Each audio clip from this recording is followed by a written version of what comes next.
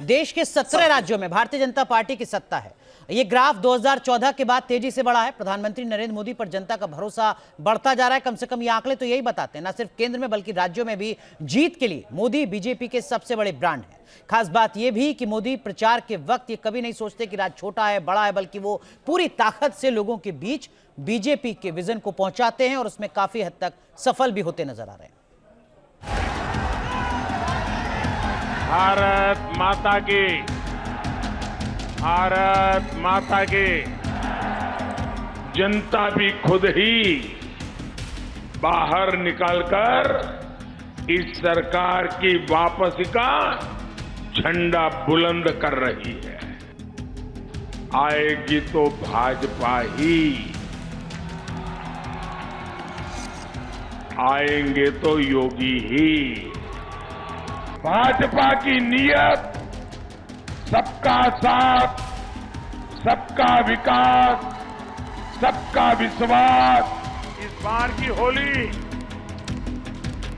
10 मार्च से ही शुरू हो जाएगी। नरेंद्र मोदी के आने के बाद से बीजेपी की जीत का ग्राफ लगातार बढ़ता गया है। अब इसे करिश्मा नहीं कहेंगे तो क्या कहेंगे। देश के 17 राज्यों में बीजेपी सत्ता में है। गुजरात, मध्य प्रदेश, असम, हिमाचल प्रदेश, हरियाणा, कर्नाटक, सिक्किम, बिहार, मेघालय, अरुणाचल प्रदेश, मिजोरम, नागालैंड, त्रिपुरा, पुडुचेरी और अब उत्तर प्रदेश, उत्तराखंड, मणिपुर और गोवा में भी सरकार दोबारा बन चुकी है। बीजेपी का ये दौर 2014 के बाद ही आया है और 2014 में नरेंद्र मोदी प्रधानमंत्री बने।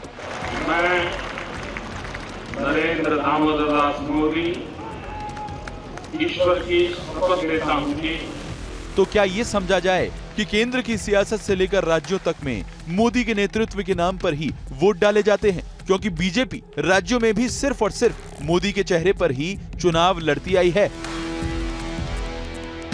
80 के दशक के बाद पहली बार एक सरकार रिपीट हुई है और इतनी बड़ी बहुमत से। ये दर्शाता है कि माननीय प्रधानमंत्री नरेंद्र मोदी जी की लोकप्रियता आज पूरे देश में कितनी है, किस प्रकार से पूरा देश उनके ऊपर विश्वास करता है। खास बात यह है कि मोदी जहां जाते हैं वहां के लोगों से जुड़ जाते हैं। वहां की भाषा, शैली, पहनावा, वहां की संस्कृति की बातें करते हैं।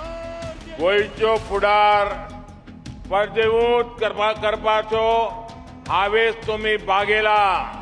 और उस राज्य के लोगों को विकास के एजेंडे पर ही वोट डालने को कहते हैं और इसका असर भी खूब होता है। भारता बांगड़ा गोवा इतने बुलंद स्वर में विकास और बीजेपी की बात कर रहा है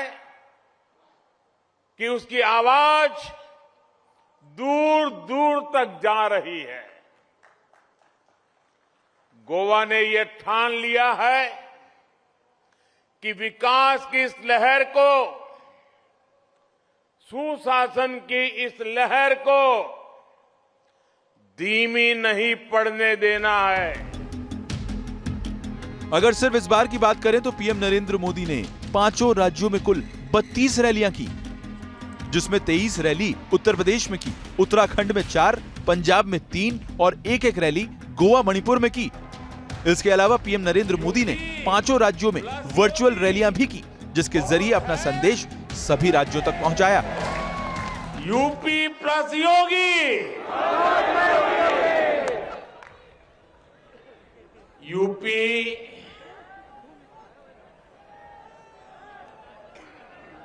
UPYOGI,